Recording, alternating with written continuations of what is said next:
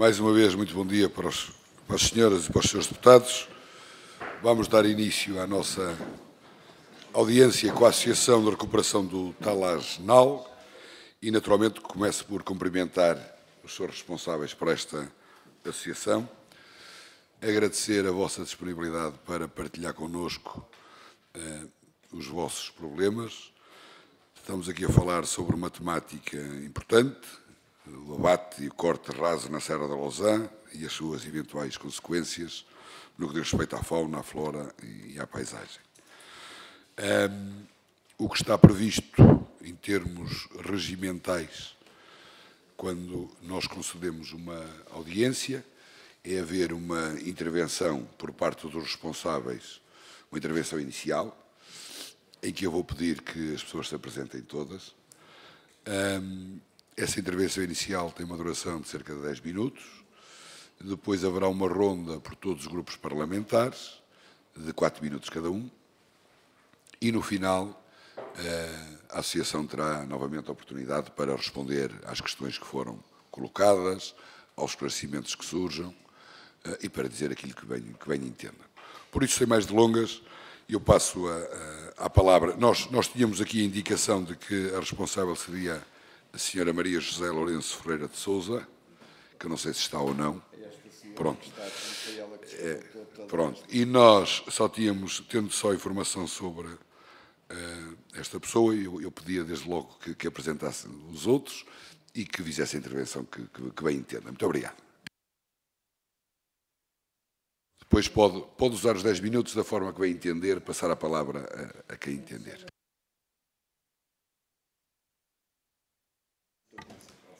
Chamo-me Maria José Lourenço Ferreira de Sousa e sou uma proprietária da aldeia do Talaz NAL, na área do turismo, e ajudo a associação, portanto, no seu trabalho. Faço parte da associação e ajudo. E devido à situação que estava tão deprimente, o que estava a passar, resolvemos pedir uma audiência para ver se alguém nos dava um socorro. Aliás, eu pedi a reunião mesmo em situação de socorro. E nesse aspecto, portanto, vou passar, então, agora temos aqui o Sr. Jorge, que se apresenta também. Sim, Jorge Salgado Gomes, eu faço parte da associação e estamos aqui todos para pedir a vossa ajuda para tentarmos proteger uma serra que é a Rede Natura e a Reserva Ecológica Nacional. Aqui o Diniz é o presidente da associação, Diniz Cascão. Exatamente. E depois posso elaborar. Ok. E temos também a nossa vizinha, Maria João, que também faz parte dos órgãos diretivos da nossa associação. Eu quero começar por agradecer a oportunidade que nos deram por podermos estar aqui presentes e, no fundo, desabafarmos um bocado e dizermos o que é que nos vai na alma e propormos algumas medidas, não se calhar para colmatar aquilo ou voltar a colocar as coisas conforme estavam, porque isso já não vai ser para a nossa geração, mas futuramente haverá outras situações que interessam ser defendidas em termos de natureza e paisagem. Desde 2020 nós soubemos e tivemos conhecimento informal sobre o que é que se ia passar através de conversas informais em bares e cafés pelos madeireiros. E começamos a ficar um pouco assustados quando começamos a ouvir e nem sequer acreditámos que iria acontecer. Só começámos a acreditar quando realmente vimos as máquinas e começaram a fazer corte raso. Nessa altura, começámos a pensar nos perigos e nos problemas que iriam advir depois dessa situação. Principalmente, para não falar, que depois aqui o Dr. Jorge vai falar sobre essa situação, mas para não falar que nós estamos num espaço Rede Natura 2000, espaço REN, e, como tal, há ali várias situações que, logicamente, de calamidade, que colocam em risco aquela situação em questões ambientais e naturais, que é o caso dos declives, a erosão dos solos, o aluviamento através das ribeiras da terra, que vai tudo parar à Vila da Lousã, o aquecimento, porque nós estamos numa zona que está a ser invadida significativamente por acácias, A diminuição dos lençóis freáticos, porque se nós formos a ver as aldeias de xisto, e naquela zona são 6 aldeias, são alimentadas em termos de água potável pelos nascentes que estão a montante das próprias aldeias derivadas na serra, aonde estão a ser feitos os cortes rasos. E depois, obviamente, todo o enquadramento natural, paisagístico, turístico, potencial turístico e, obviamente, as ribeiras que corriam todo o ano, inclusivamente nos anos mais secos de verão, nós somos testemunhas que as ribeiras continuavam a correr. Neste momento vem uma grande chuvada, uma semana de chuvas. As ribeiras enchem, levam tudo o que têm à frente e depois, na outra semana seguinte, já temos as ribeiras praticamente a pingar água, porque as terras, e da maneira que estão completamente arenosas e não conseguem captar a água. Nós preparamos um pequeno texto, uma pequena exposição sobre toda esta situação, e vou dar aqui a palavra ao Dr. Jorge, que vai então mais ou menos explicar este texto que nós acabamos de distribuir. Muito obrigado, Inês, pela introdução. Basicamente, nós distribuímos aqui, tem aqui um texto que é muito simples, fala na descrição do problema em causa, que é basicamente o que nós queremos proteger, é esta zona de uma reserva ecológica nacional e a rede Natura 2000, que tem que ser preservada. Temos aqui as iniciativas que foram tomadas não só por nós, mas pelo município.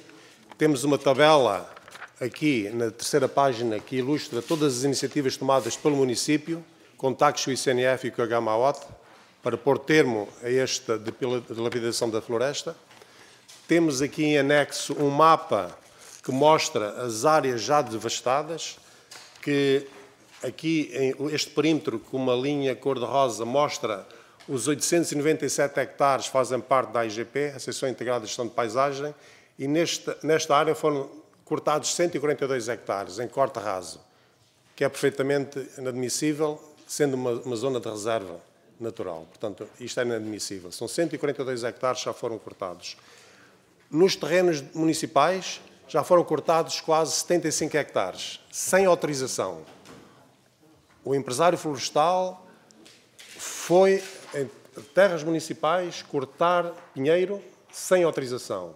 Por isso é que há um processo em curso. 75 hectares. E em corte raso, é que nem é corte seletivo. E temos o último é um mapa em que mostra os ambientes ecológicos, zonas a proteger. Portanto, isto é uma calamidade. Temos uma aldeia de xisto de interesse municipal, com rochas de 500 milhões de anos, há geossítios, há linhas de água a proteger, há ecossistemas a proteger, a topografia não permite estes cortes rasos, porque aqueles são declives acentuados, a geomorfologia não permite isso. Há deslizamento de terras, como disse o Diniz, estamos a estragar o ambiente e estamos a ir contra o que foi decretado. Há um decreto-lei, que é o decreto-lei 140/99, de 24 de abril, que diz no seu artigo 9.1, temos que evitar a deterioração dos habitats naturais e dos habitats das espécies. E isto não está a acontecer. Portanto, estamos a ir aqui contra o que foi decretado. E o que nós queremos é que, explicitamente, se adicione um artigo a este decreto-lei para proibir cortes rasos. É tão simples como isso. Cortes seletivos, mas nunca cortes rasos, porque estamos a dar cabo do que está definido no artigo. Portanto, é por isso que estamos aqui. Estamos a pedir a vossa ajuda para introduzirmos neste Decreto-Lei 140/99, um artigo explicitamente a proibir os cortes rasos. Porque há uma linha D que diz as alterações à morfologia do solo, com exceção das decorrentes normais atividades agrícolas e florestais, é permitido. Mas aquilo não é uma atividade normal florestal. Aquilo é uma atividade anormal. Estamos a dar cabo da natureza, a dar cabo do nosso património natural e a prejudicar o turismo da natureza na região. Portanto, basicamente, é esta a nossa mensagem. Bem, não sei se querem dizer algo mais, teriam aqui mais cerca de 2 minutos, mas se não, passamos de imediato à ronda pelos partidos. Eu já agora, permita-me a palavra, eu só queria também pedir pronto, e aqui no fundo descrever, nós queremos pedir uma maior coerência em toda esta dinâmica legislativa, por parte das entidades que regem as florestas e o ambiente. Porque eu vou-vos explicar um caso prático. Nós, junto à aldeia, fizemos um pequeno estacionamento, estou a falar de um desaterro de 20 metros quadrados, não mais do que isso, e como, logicamente, nós pedimos ao ICNF, visto que a terra era nossa, para fazer o tal desaterro de 20 metros quadrados, para dar apoio a uma zona de gestão de tráfego à aldeia, que ela não é circulável e então tem que haver estacionamento. Recebido o ICNF o parecer positivo, no entanto, não poderia efetuar qualquer movimento de terras entre 15 de março e 15 de junho, por causa da nidificação das árvores, por causa da preservação dos habitats e ecossistemas locais, etc, etc. Isto com 142 hectares à volta, completamente destruídos em janeiro, fevereiro, março, abril, maio, junho, com estradas abertas por tudo quanto era sítio, caminhos pedestres que receberam fundos comunitários completamente destruídos. Eu ainda tenho fotos sobre isso e tenho tudo documentado. Se precisarem, eu forneço à vontade. Caminhos pedestres destruídos, caminhos antigos destruídos, muros antigos seculares feitos em xixos completamente destruídos e afins. Portanto, aí está um exemplo dos muitos exemplos que nós poderíamos aqui colocar, saliento este, coerência por quem rege o ambiente e as florestas. E já se me permite, portanto, a nossa recomendação são basicamente 4 pontos essenciais. O ponto número 1 é atualizar a legislação neste sentido para proibir os cortes rasos. O ponto número 2 é haver verificação e validação do que é vendido e do que é comprado. Não há contratos de compra de nada. O madeireiro faz o que quer, tem carta branca. O ponto número 3 é arranjar uma plataforma informática que faça a ligação entre o BUPI, que é a validação do cadastro, e os manifestos do CNF. E o último ponto é basicamente haver um plano de reflorestação, sempre que haja corte raso. Haver um plano de reflorestação. Portanto, são basicamente esses 4 pontos, a nossa mensagem. Eu só queria acrescentar que, lamentavelmente, continuamos, a administração pública, a não responder às cartas dos cidadãos, como é obrigatório, e em Código de Procedimento Administrativo está lá explícito. E nós mandamos cartas, telefonamos e continuamos a não ter resposta. Isto é inadmissível. A administração pública, se não responde, é porque está com algum problema em responder. Portanto, é uma coisa que nós todos fazemos parte da administração pública e é bom que nós também temos esse cuidado de manter a nossa entidade transparente. Não devemos andar com arcas e coiradas, devemos ser transparentes perante os cidadãos. Só assim é que nós conseguimos ser credíveis. Exatamente. Obrigado. As últimas 3 páginas do dossiê mostram a nossa correspondência que o IGAMAO está a dar instruções ao Presidente do Conselho de Administração do ICNF para tomar medidas. E não obtivemos resposta. Nada. Nós anexamos as 3 cartas ao dossiê. Atenção que estas 3 e-mails, peço desculpa, é dos milhentos, peço desculpa por este pleonasmo, e-mails que nós enviamos a todas as instituições desde 2021. Que nunca recebemos resposta do ICNF, do IAMAGOT e de outras entidades que nós tentamos pedir ajuda. Muito obrigado. Eu acho que ficou clara a vossa exposição. E agora passamos então à ronda pelos partidos, começando pelo Partido Social Democrata, que tem 4 minutos para a sua intervenção. Faz favor, Sr. Deputado António Machado.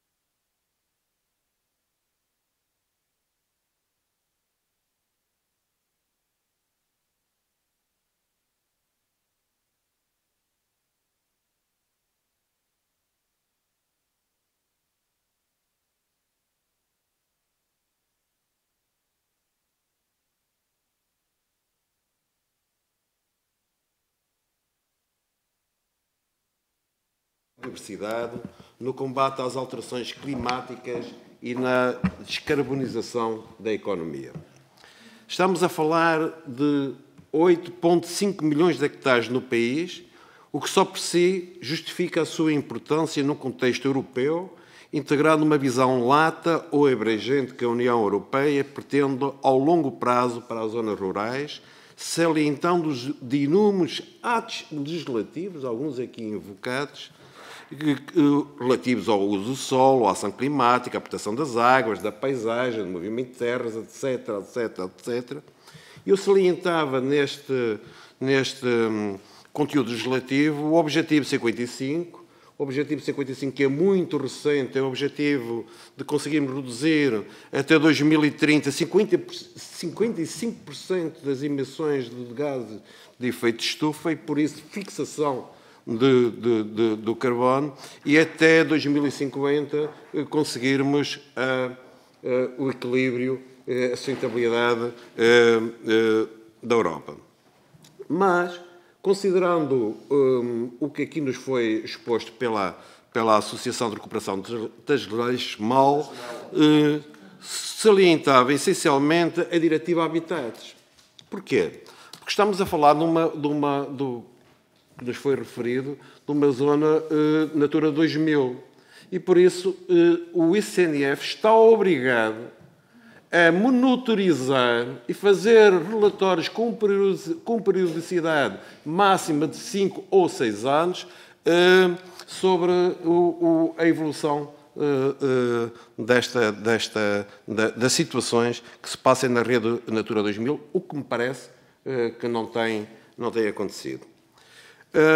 Também gostava de salientar que, na sequência da publicação do novo regulamento do combate à desflorestação e degradação florestal, e este é um dado importante também para justificar um bocadinho as vossas questões, embora vá já apresentar as minhas, Portugal transmitiu à Comissão Europeia a designação do Instituto de Conservação da Natureza e das Florestas, Instituto Público, como autoridade competente nacional para a sua implementação, cumprindo deste modo os requisitos neles estipulados. Ou seja, Portugal tinha que dizer quem era o Instituto que fazia o feedback e fazia essa monitorização e disse que era o ICNF. Sr. Deputado, eu peço que comece a talhar. A questão que eu deixo em concreto é o que fez o ICNF nesta situação em concreto. Temos de ter essa resposta.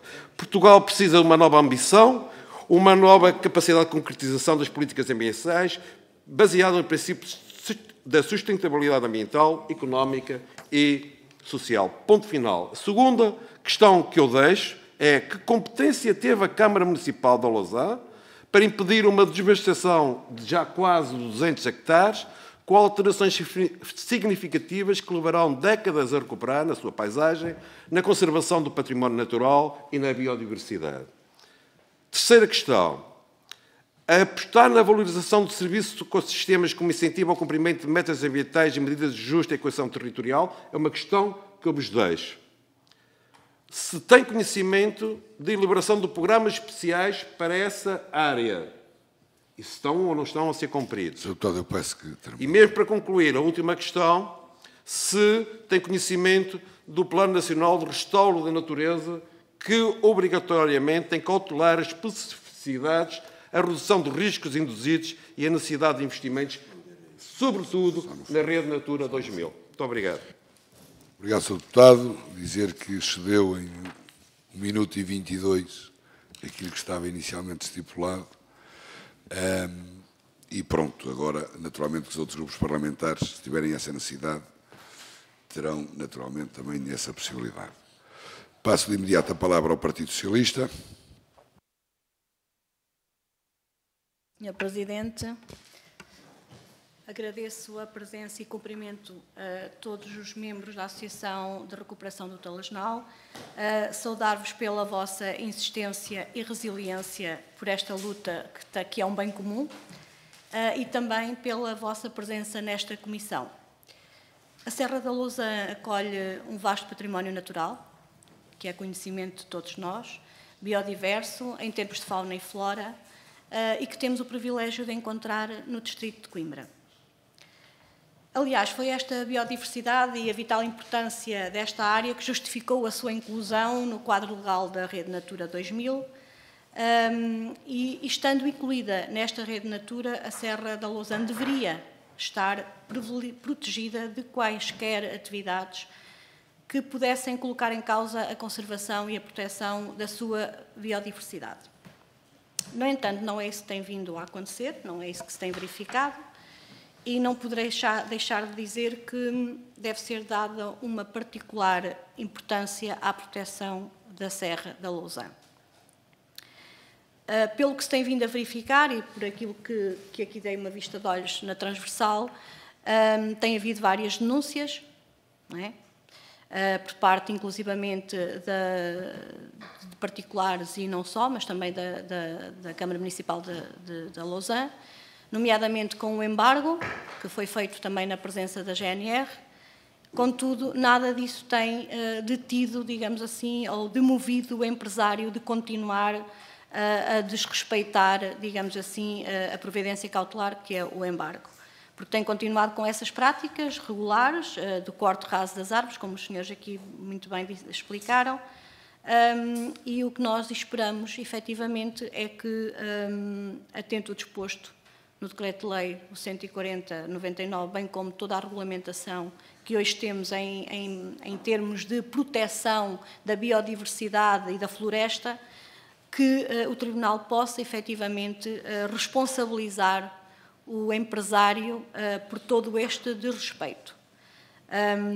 É certo que isto é uma fase da justiça, portanto, são situações completamente distintas. Nós também temos aqui entidades que deviam, como os senhores bem disseram, que reportaram à IMAGOT e ao ICNF e que não obtiveram essa resposta. Portanto, nós sabemos que há essas entidades que competia também terem alguma posição ou tomar providência ou tomar diligências no sentido de, efetivamente, algo ser travado relativamente a esta questão.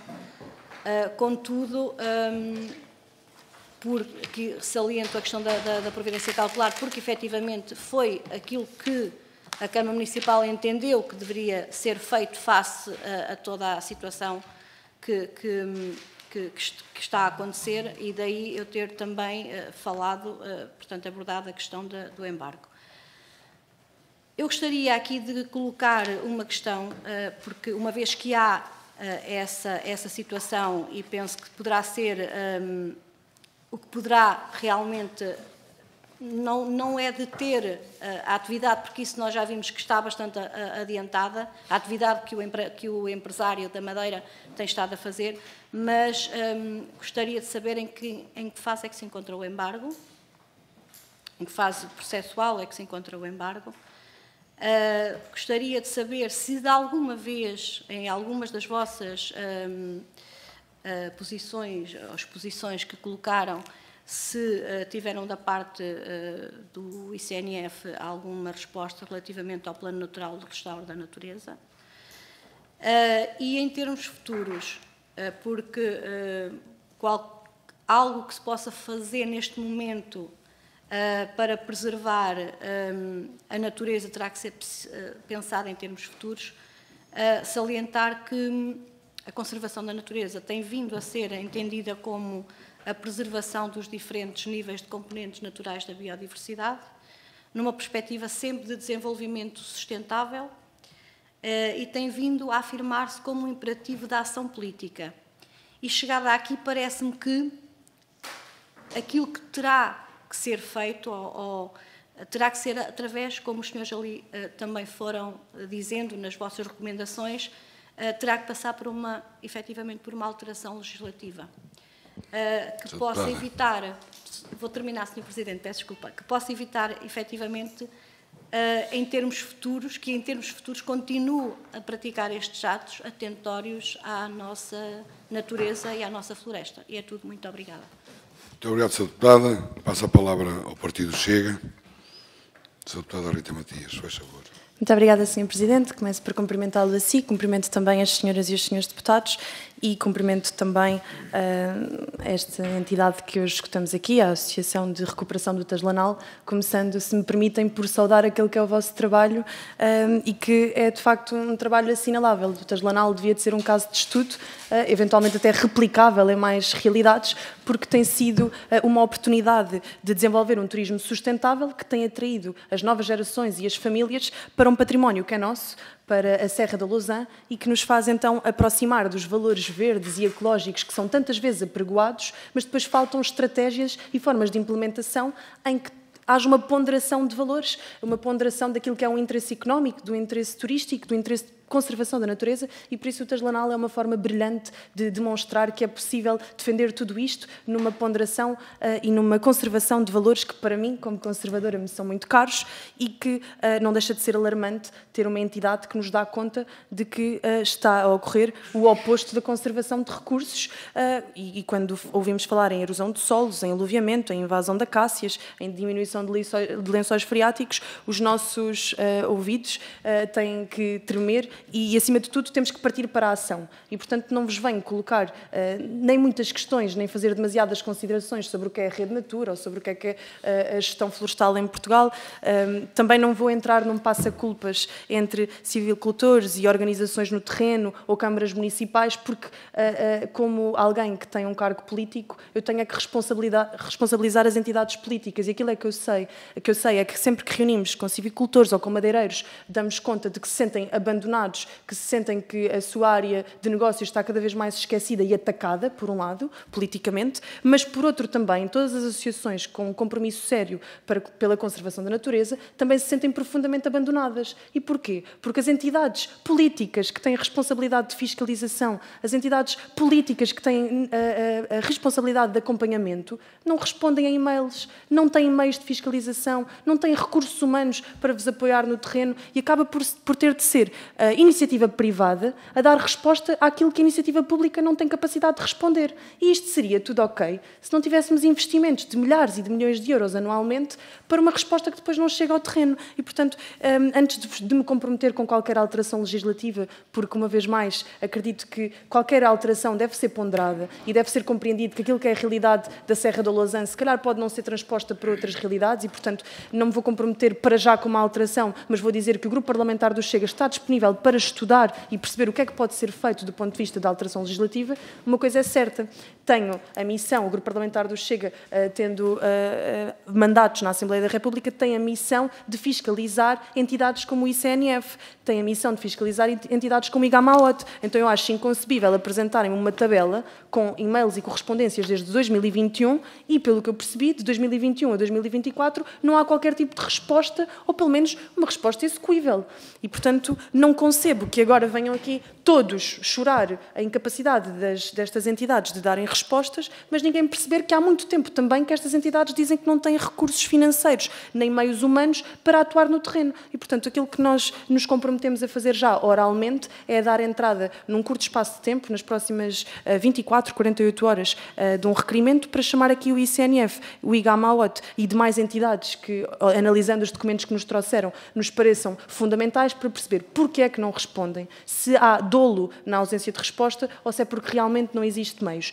E se chegarmos à conclusão que não existe meios, compete-nos a nós também, como legisladores, fazermos um esforço para dotar estas instituições de meios. Porque, sinceramente, vou ser um pouco clichê no que vou dizer, chega de termos um conjunto de organizações como a vossa, que se vão repetindo e multiplicando legislatura após legislatura, e observarmos que os partidos do arco da governação apenas choram sobre o leite derramado, batem-vos nas costas e dizem muito bem, vocês têm toda a razão nas preocupações que nos trazem, vamos tentar no futuro fazer qualquer coisa. Não, vamos no presente fazer já qualquer coisa, e por isto fica aqui o nosso compromisso. E, portanto, a única questão que deixo é, realmente esta tabela que aqui apresentam corresponde então a um conjunto de e-mails que foram endereçados da vossa parte e que não obtiveram qualquer resposta?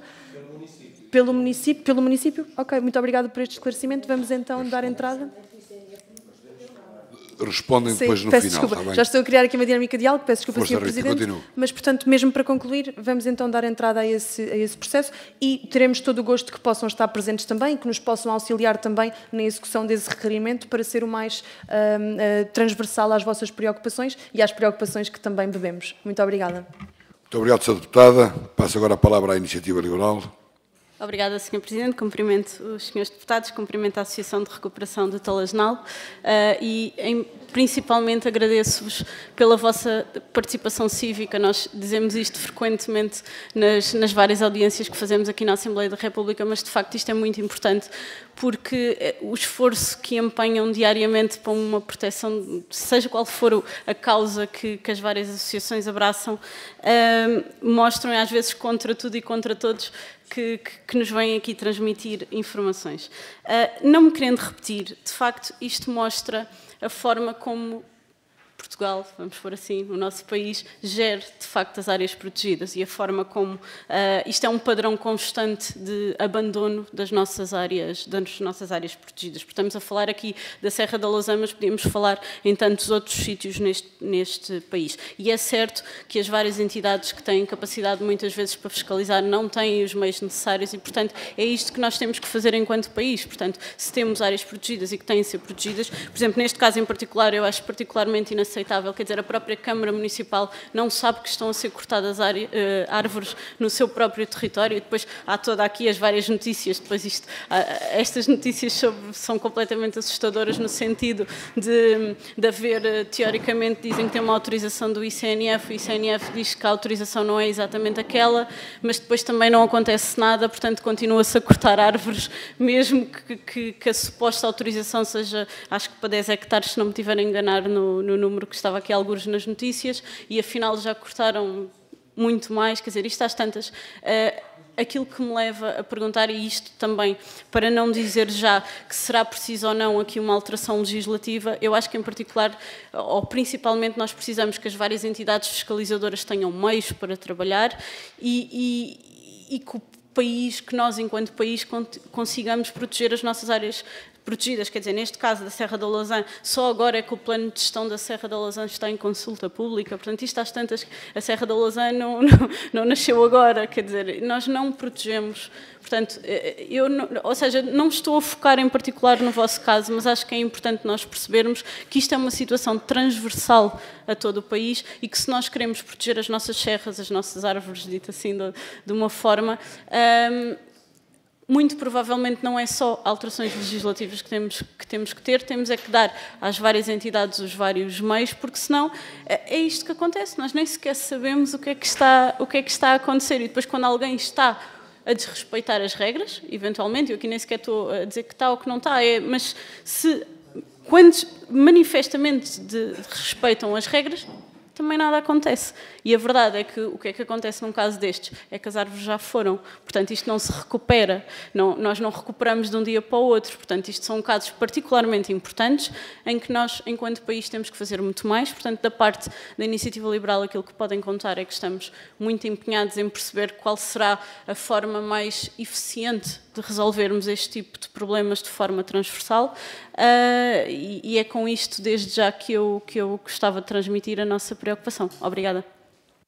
Muito obrigado, Sra. Deputada. Nós agora teríamos a oportunidade de ouvir também o Bloco de Esquerda, o Partido Comunista Português, o LIVRE e o PAN, mas nenhum desses grupos parlamentares se encontra presente e, por isso, eu passo de imediato a palavra novamente à entidade para poder responder às questões que foram levantadas, a prestar aqui algum esclarecimento adicional para terminarmos a nossa audiência. Por isso, faz favor. Relativamente às questões... Vou dizer-vos que têm no máximo 8 minutos, mas se precisarem mais também, para não ter muito para Relativamente às questões que aqui foram colocadas, o que fez o ICNF perante esta situação é, conforme eu já disse, desde 2021, que nós fartamos-nos de mandar e-mails como associação, os que aí estão já foram depois, numa fase posterior, mais a Câmara, e não tivemos qualquer resposta, quer do ICNF, quer do IAMAGOT. As únicas respostas que eles nos davam era redirecionar os e-mails para as entidades correspondentes àquele problema, que obviamente que se diluía naquela resposta e nunca tivemos qualquer resposta para além dessas. Ou seja, eles praticamente tiveram sempre uma atitude autista perante os e-mails e os pedidos de apoio e os pedidos de fiscalização que nós, desde o início, pedimos. Relativamente à intervenção da Câmara, posso-vos dizer que o primeiro embargo judicial que foi feito em 2022, e porque ele estava a cortar mesmo na área do Telejnal, a própria Câmara, com apoio de um advogado e em parceria connosco, fizemos o primeiro embargo judicial que não foi minimamente respeitado. Posteriormente, nós reunimos com o Madeireiro e com a Câmara, em parceria com a Câmara, em que assinámos um acordo em que ele iria só cortar o manifesto de Pinheiros, que foi aquilo que, segundo os antigos proprietários disseram que lhes tinha vendido, que só Pinheiros. O que é que acontece? Acontece, isto também tem a ver com os meios de fiscalização do ICNF, que são poucos, nós não concordamos com isso, porque quem está na Serra da Lousã, quem lá vive, quem todos os dias faz aquelas estradas, nós vimos carrinhas do ICNF todos os dias para baixo e para cima. Portanto, não devem faltar meios de fiscalização. Agora, o problema é que, e isto nós também aqui denunciamos, dentro das carradas de Pinheiros, daqueles caminhões grandes de 16 metros, foram tudo quanto era castanheiros centenários do Soito do Telejnal, por exemplo. E dos castanheiros que eu posso-vos dizer, temos aqui ao lado do Parlamento aqui uma árvore muito grande, que até está presa por cabos, uma árvore muito bonita, castanheiros mais ou menos dessas dimensões, que logicamente que neste momento não há provas, porque eles comandavam também com máquinas retroescavadoras terraplanagem para abrir caminhos, as raízes foram à vida e as provas foram eliminadas. Quando isto se começou a falar nas redes sociais e na Vila da Lousã, toda a gente falava, houve muitos caminhões que começaram a ir cobertos com lona, para ninguém ver o que é que lá ia dentro. Portanto, isto aqui